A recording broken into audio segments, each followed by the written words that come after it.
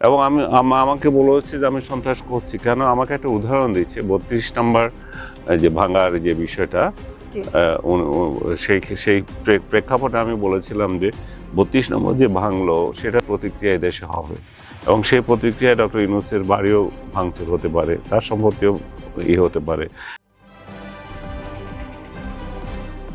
কারণ এটা ছেড়ে দেবে না। আজকে বাস্তবতায় তো তাই প্রমাণিত হয়, এটা তাকে তো ছেড়ে দেবে না, সে তো একাও চলতে পারবে না।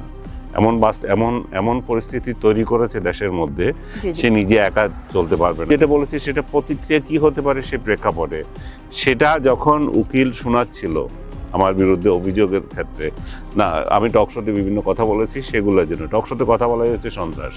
তো যাই হোক, যখন শোনাচ্ছিল তখন আমি বলছি যে আমি কোনো রাজনৈতিক দল করি না, আমি কোনো রাজনৈতিক দলের গোলামি করি না।